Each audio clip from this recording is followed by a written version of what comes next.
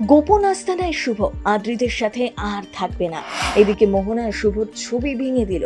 এভাবে আর কতদিন ছলচাতুরি করবে? শুভ কোথায় গিয়েছে জানেন? মোহনার খেলা শেষ হবে শীঘ্রই। আসলে সে মা হচ্ছেই না, এমনটাই দেখানো হতে পারে। মোহনার প্ল্যানটা ঠিক কি জানেন? সে আসলে চায় আদ্রিত আর শুভর মাঝে ভাঙন ধরাতে। মোহনা দাবি করছে সে আদ্রিতের সন্তানের মা হতে চলেছে। আদ্রিত যখন নিজের মুখেই জানায় এই ঘটনা সত্যি, তখন শুভ আর কি করবে বুঝে উঠতে পারে না। যার উপর ভরসা করে নিজের জীবন কাটিয়ে দেওয়ার কথা ভেবেছিল, সেই যখন এত বড় কাণ্ড করে বসেছে, তখন শুভ আর নিজেকে ঠিক রাখতেই পারে না। বাধ্য হয়ে বাড়ি ছেড়ে বেরিয়ে যায় শুভ, কেশবকে রেখে। কারণ তার শাশুড়ি নাতিকে নিয়ে যেতে দেয় না। এদিকে শুভ রাগ করে বেরিয়ে গেলেও ছেলেকে বাড়িতেই রেখে যায়। এমনকি দেখা যাচ্ছে গান গিয়ে ভিক্ষা করতে থাকে রাস্তায় রাস্তায়। কিন্তু শুভ কোথায় যাবে সেটা সে জানে না, কারণ সত্যিই তার যাওয়ার জায়গা নেই। তারপর রায়বাড়ির কাজের লোক স্টিফেনি শুভকে নিয়ে আসে তার বাড়িতে। স্টিফেনি তাকে আশ্রয় দেয়।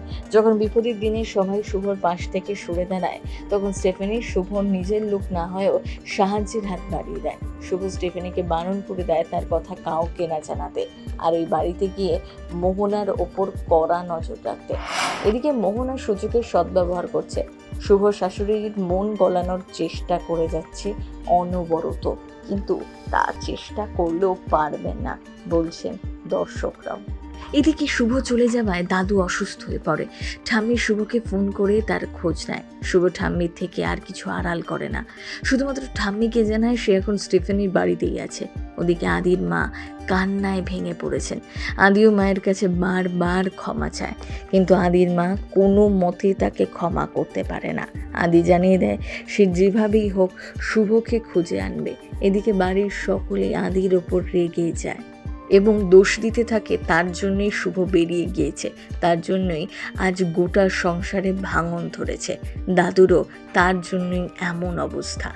তবে আগামী এপিসোডগুলোতে কি হতে চলেছে তার জন্য চোখ রাখতেই হবে টিভির পর্দায়। স্টার জলসের নতুন ধারাবাহিক গৃহপ্রবেশ অল্প দিনেই নজর কেড়েছে দর্শকদের। এই ধারাবাহিকের হাত ধরেই বহুদিন পর ছোট পর্দায় ফিরেছেন উষসী রায় এবং সুস্মিত মুখোপাধ্যায়। এই ধারাবাহিকে এন্ট্রিও নিয়েছেন সপ্তর্ষি মৌলিক, তিনিও বহুদিন পর ছোট পর্দায়। তার বোনের চরিত্রে আছেন কৌশাম্বী। প্রথম দিকে এই চরিত্রটিকে পজিটিভ শেডে দেখানো হলো, পরে এটি আসল ভিলেন হয়ে ওঠে।